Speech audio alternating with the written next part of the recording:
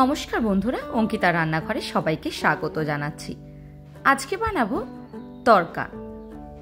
আজকে তড়কাটা বানাবো শুধু সবুজ মুগ ডাল দিয়ে। সবুজ মুগ ডালটা আমি 4 থেকে 5 ঘন্টার মতন ভিজিয়ে রেখেছিলাম। তারপর ডালটাকে প্রেসারে দিয়ে নুন দিয়ে একটু সেদ্ধ করে নিয়েছি। এবার চলে যাই রান্নায়। প্রথমেই সর্ষের তেলটা ভালো করে গরম করে নিয়েছি। এবার ফোড়নে দিয়ে দিচ্ছি জিরে, শুকনো লঙ্কা আর তার সঙ্গে তেজপাতা। ফোড়নটা ভালো করে ভেজে নিয়ে তার মধ্যে দিয়ে দিয়েছি আদা আর রসুন ভালো করে কুচিয়ে নেওয়া।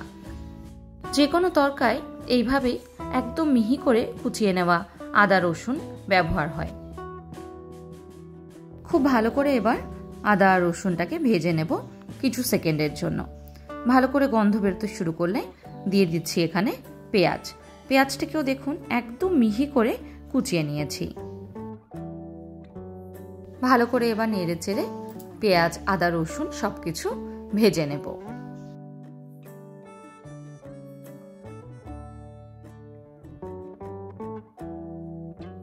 পেঁয়াজটা ভাজার সময়তেই এখানে দিয়ে দিচ্ছি নুন।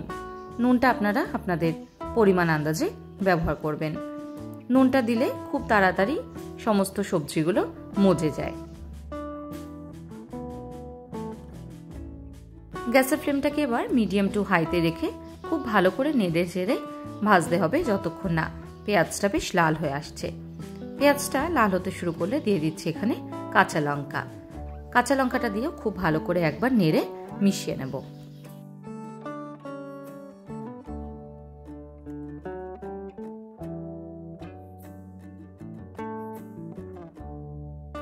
পেঁয়াজটা দেখুন আস্তে আস্তে করে রং ছাড়তে শুরু করে দিয়েছে আর তারই সঙ্গে তেলও ছেড়ে দিয়েছে। খুব ভালো করে পেঁয়াজটাকে আর আদা রসুন লঙ্কা সবকিছুই ভেজে নিয়েছি। এবার দিয়ে দিচ্ছি এখানে গুঁড়ো মশলা। এখানে আছে 1 চামচ করে হলুদ, লাল লঙ্কার গুঁড়ো, জিরে আর ধনে। গুঁড়ো মশলাগুলো দিয়ে খুব ভালো করে নেড়ে চেড়ে আবারও মিশিয়ে নেব। এই সময় গ্যাসের ফ্লেমটাকে একদম লোতে করে তারপরে মশলাটা মেশাবো।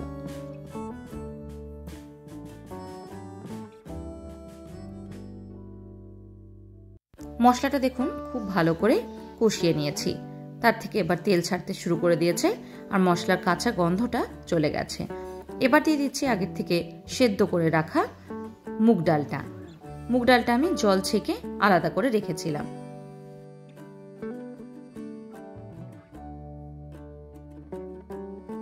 এইভাবে শুধু মুগ ডাল দিয়ে যদি আপনারা তড়কা বানান সেটাও খেতে কিন্তু অসাধারণ লাগে। এই তরকার মধ্যে কোনো রকমের ডিমের ব্যবহার করব না।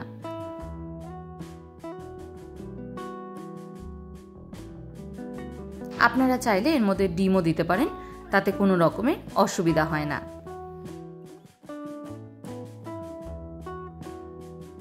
খুব ভালো করে নেড়ে চেড়ে ডালটার সাথে মশলাটাকে কষিয়ে নিয়েছি। এবার দিয়ে দেবো এখানে জল। এখানে আমি 1 কাপ পরিমাণে জলের ব্যবহার করছি।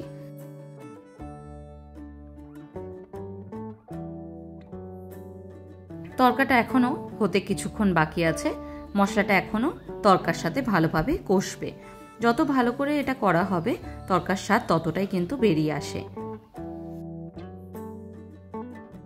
তরকাটা ফুটতে শুরু করলে এর মধ্যে দিয়ে দিচ্ছি টমেটো।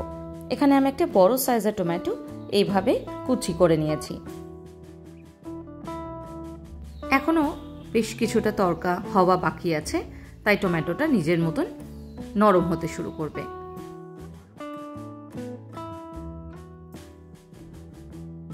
দেখুন খুব ভালো করে মজে এসছে সবকিছু।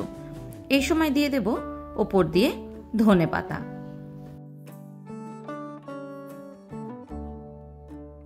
ধনে পাতাটা দিয়ে আবারও খুব ভালো করে একবার নেড়ে মিশিয়ে নেব। তারপর আরো 2 মিনিটের মতন এটা হতে দেব।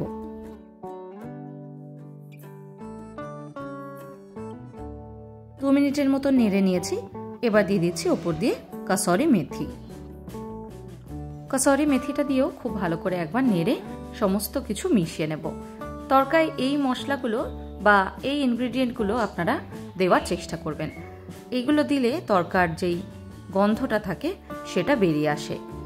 এবার উপর দিয়ে ছড়িয়ে দিচ্ছি তড়কা মশলা। আপনারা যে কোনো তড়কা মশলাই ব্যবহার করতে পারেন। তড়কা মশলাটা আপনারা শেষে দেওয়ার চেষ্টা করবেন, তাতে যেই গন্ধটা থাকে সেটা তড়কার মধ্যে খুব ভালো ঢুকে যায়। এবার দিয়ে দিচ্ছি এখানে 2 বাটারের কিউব। তড়কায় বাটার দিলে তার গন্ধটা একটা আলাদাই আসে, তাই বাটারটা দেওয়ার চেষ্টা করবেন। ভালোভাবে একবার মিশিয়ে নেব, তারপর বাটারটা গলে যাওয়া অবধি অপেক্ষা করব। গরম গরম রুটির সাথে সার্ভ করুন তড়কা মশলা। আজকের মতন এইটুকুই, আবার দেখা হবে অন্য কোনো দিন অন্য কোনো রেসিপি নিয়ে। ভালো থাকবেন, সুস্থ থাকবেন, ধন্যবাদ।